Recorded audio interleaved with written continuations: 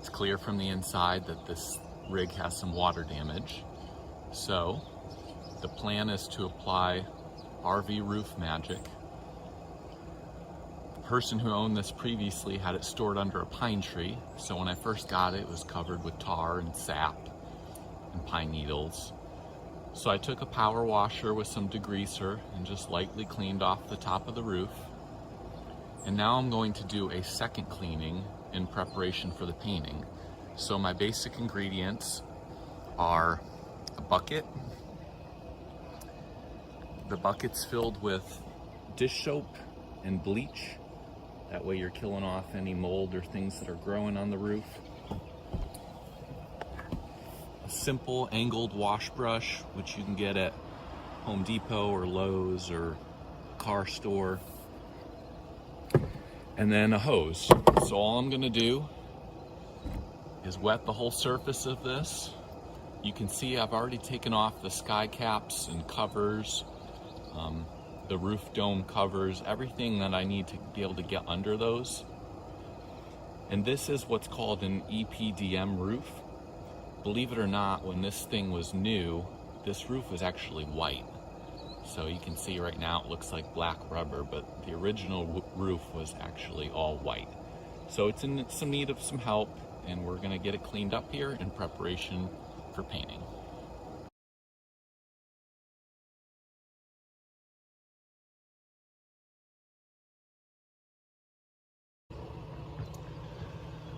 So far I've been scrubbing just the front few feet of the RV roof, and you can see the black streaks that are running down the front of the RV. So we're not trying to go crazy here in prepping the roof, but you definitely want to get off surface dirt and surface material that's going to make it harder for RvRoofMagic to adhere. So again, all I'm doing, taking my wash brush,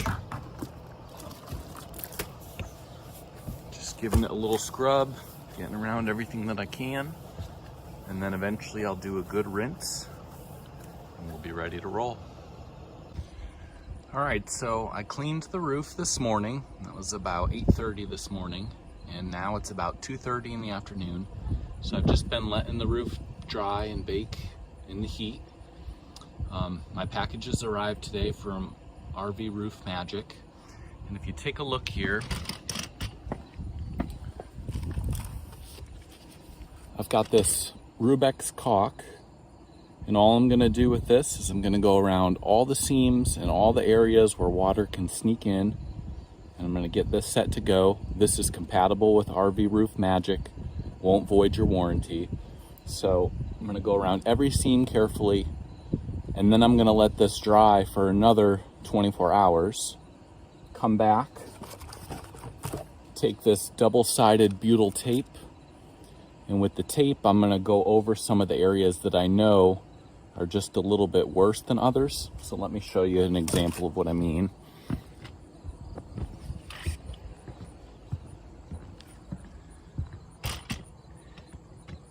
This corner here is a spot inside where some water's getting in. So if I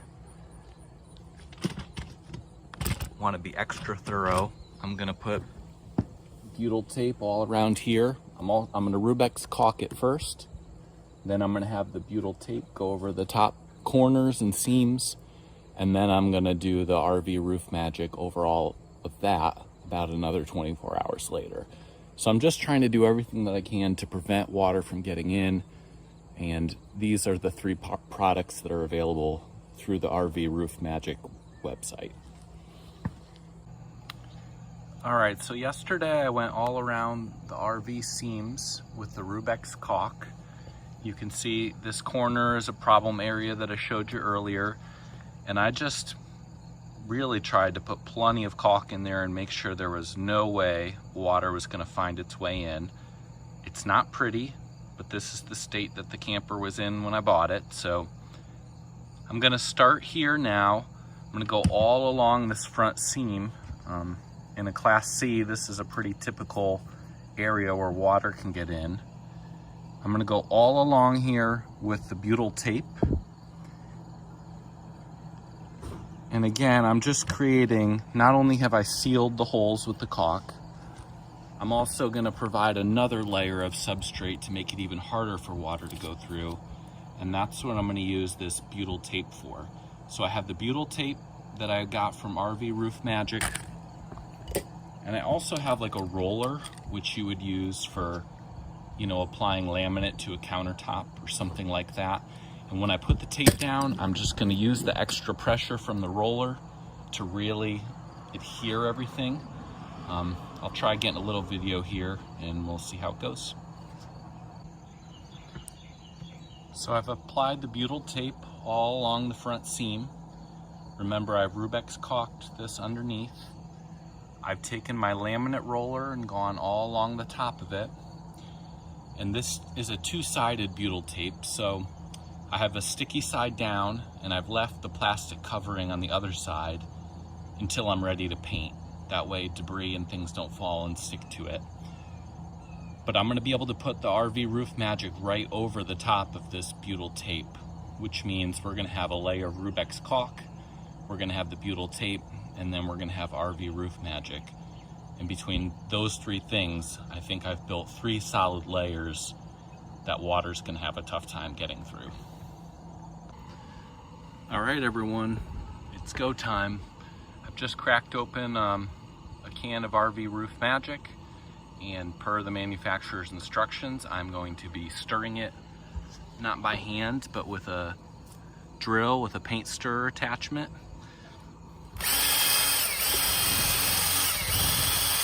And I'll be doing this for about 5 minutes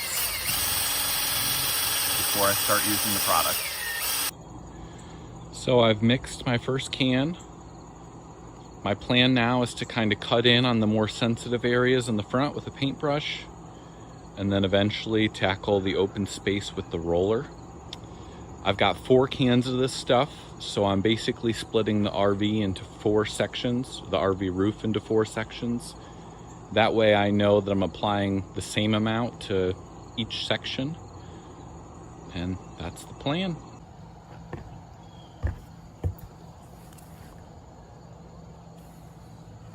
As you can see, I'm kind of painting along this front section here where I put down Butyl Tape, an area where water used to get in.